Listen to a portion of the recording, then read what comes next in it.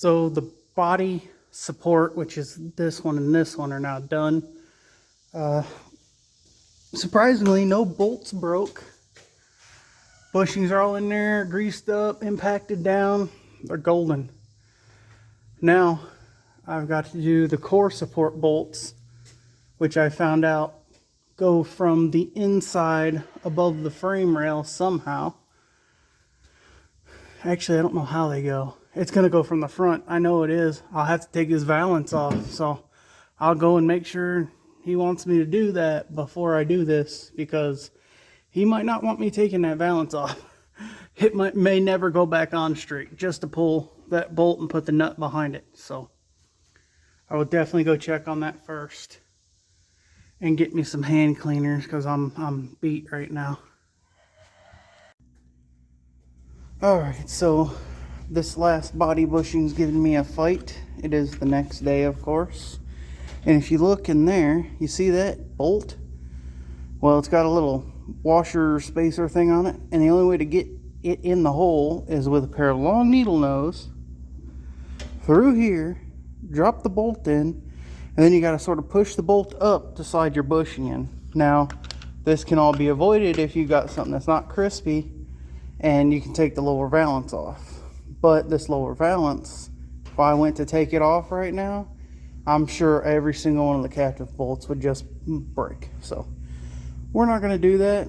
Don't want to be fighting a bunch of stuck bolts. So pry it open a little bit, stick everything in there with a long pair of needle nose, and then work it from the top down.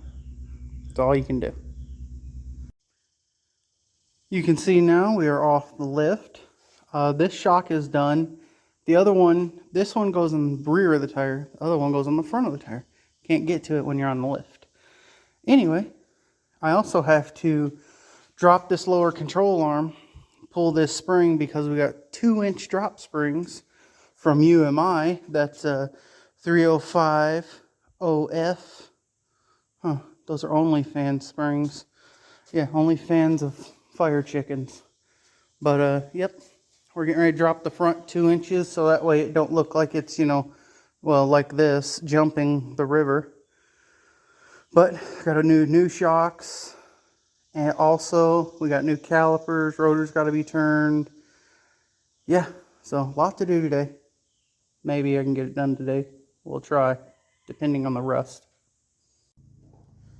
So this gives me the heebie-jeebies, and basically what I'm playing with the bomb here. I have the bolt loose, and it's barely got a gap under it. Well, I got to pull it all the way off, then I got to drop it back down and try to get the spring out. But it's literally like playing with dynamite, because I could let it down and the spring could literally still be stuck in there. And then at that point I'll have to push down hard on the lower control arm to get it to pop out, if it will. If it don't, then comes the next fun thing. So yeah, we're in a danger zone right now. This is the danger zone. Well, I had some running to do, but I'm back. These are supposedly 2-inch drop springs, supposedly. Now, I don't know about you, but it's every 2 coils, or every 1 coil is 1 inch. So roughly 1 inch, 2 inch. So this is like a 2.5 almost. That's a lot to me. That's a big difference in spring. But I'm gonna put them on. We'll put it back together and we'll see where it's at. I think it's gonna be too low then at this point, but we're gonna see. Everything else turned out good. Even after I had the car jacked way up and let all the pressure off of it, it still had a lot of pressure on it. In fact, if it didn't get caught by the ball joint, I probably would have shot it out into the garage. But let's put it back together now. So this side, factory.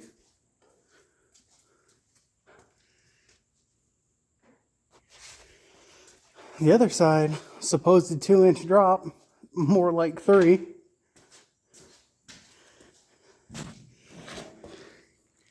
Yeah, it took it down a ton. Don't trip and fall. By the way, that's probably sold tomorrow. So there ain't gonna be nothing done to that. It's gone. But yeah, that brought that down a ton. In fact, it almost made it level. But 100% better. Now I gotta do is fight the other side. It's only about an hour left today here, so I'll probably have to come in either tomorrow or Thursday and finish it, depending on what's going on. So on Tuesday, I had yesterday off, Wednesday, we did all that rock work, but on Tuesday, I got the spring in, but unfortunately it's not clocked right. The end has to be clocked into its little spring perch. I'm sorry, I am sore today. Its little spring perch in the back, and if it's not in there right, your car could sit a little lopsided, and that's because it's, you know, up about a ½ inch. So I got to drop this side down again a little bit, enough to where I can twist it to the right to put it in its little cup down on the bottom. If there's a cup on top too, you got to get it in. And these are real hard to get in both at the same time because the old springs are really long and they bend. These ones are short and they don't bend. They have a way bigger spring rate. But I am sore and this has got to get done. I'll start the brakes after. The 2-inch drop on both sides is done. Now I got to pull this caliper, this brake line, this rotor off of both sides. I got to send the caliper or rotors to be turned. They're just got a little surface rust on. They're actually really smooth.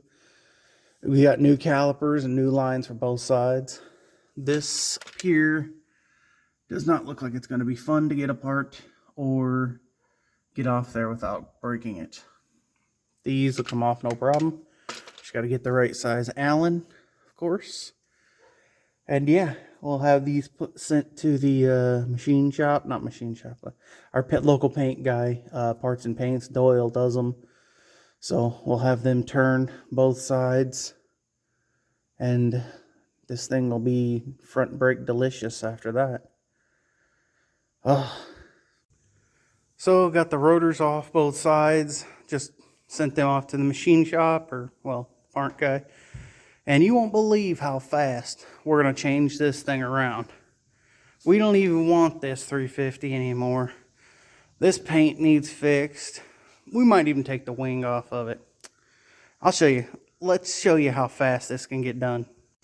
And just like that, 30 seconds later, we got this thing painted. We now have a 455 big block in it. It's all clean, 4-core radiator.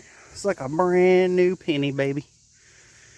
This is Coronado Gold. Black interior. We got it everything on this one. That's right, this is a different car. But, as you can see, hot rods, baby. Hot rods. Also, that's still for sale. So, I got the lines done. Calipers are done. It's going to be about 2 o'clock before we get our rotors back from turning. I am fixing all of the new booster master cylinder setup to where it's easier to go on one big unit. I'd prefer to get the wheels back on the ground before we get under the dash of this thing. But do what we got to do here. I don't know where this is from. I think it's just eBay. But it's pretty clean, pretty nice. It comes with new everything. If I can not drop it to the floor. Yeah. New booster, new master cylinder, new proportioning valve. Everything. Just got to get it all tight. And get the old one out. And swap it out. And readjust all the brake lines. So, I'm redoing the front brakes. I got my master cylinder and brake booster all together. Ready to go in. Pulling apart the old booster. Now here's a couple things that's going to suck if you're doing this. The rear brake line, as you can see, they both went in sideways. Those go in the front and in the back. So you will have to bend these lines. And if you get crispy lines, you're probably going to break them. And the second thing that sucks, unlike newer stuff, the bolts for the booster don't go inward into the interior where it's easy to get to. They come outward. If you can see in there, see that thread right there? Right there. That is one of the bolts. All four of them come outwards, and they're nuts. And you gotta take them off. So you gotta sort of break your arms to get it in there. The crispy chicken here is low now. I mean low. Yeah, she needs some bigger wheels and tires. At least needs some 17s on it, but yeah, it is on the ground now. Like, down. But it looks level, it looks right. But the wheels have got to go. I think he's got another set we're going to put on it. But for now, let's get these brakes done. Still got the master cylinder to do. We also have to get an adapter for the rear brake line. But the fronts, I should be able to bend into position, hopefully. It's going to be a fight to get them in there, but I'll get them in. The new booster is on. I had to put a slight bend in the proportioning valve this way. No big deal. I didn't even do anything to the lines. It was hitting the inner fender, so no big deal. Tomorrow I have to do the rear brake line, which needs an adapter we'll have to get. And then I'll have to reform the front brake lines because one goes in the bottom of the proportioning valve. The other one goes in the top here. Hopefully there's enough. The pedal is hooked up now. I had to adjust the brake switch so that way it worked and functioned right. But no big deal. Whoever designed them bolts to come through this way instead of go that way, you can ring them off real easy. I hate you. That sucked putting that on. There's no room to get your hands back there. So we figured while we're here, we might as well replace these wheel cylinders, and it's a good thing we did. It's blown out. Toast. Got this new one already in from the boys at O'Reilly. It's the only place I go.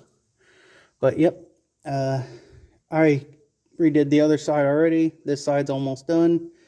I gotta break the bleeder so I can push these in, or else I can't get the brakes back together. But I'm pretty whipped today still. I'm tired. I do have everything to finish it now. I have rear end fluid to put different fluid in it, change it. I've got new heater core hoses. I've got the adapter for the brake line. So this thing should be able to drive today. Good. I'm tired, but I'm going to finish this off. So the rear brakes are done now. So it's got new cylinders and everything, calipers, lines. Well, no, hoses, not lines. It's still got the old lines. New booster, proportioning valve. Yeah, so I just got done bleeding the back brakes just enough with the help of the broom to get the car to stop. So I can move it onto the lift and get them ready to bleed the rest of the way. Yeah, because bleeding them with one person under the car by yourself, you ain't gonna get brakes good enough for that. And I don't have a bleeder bottle or anything like that. So, here we go again. Let's move it back to the lift. Get it not high up in the air, but high enough to where I can get under it a little bit and pop some brakes and get ready to bleed when Jeff gets back. And if you're like, hey, I'd like to hear that thing run, well, here you go. It has no exhaust on it right now.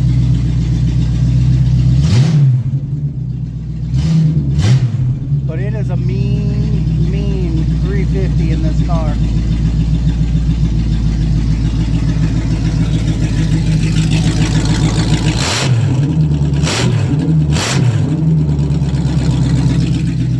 That's just barely pressing the pedal.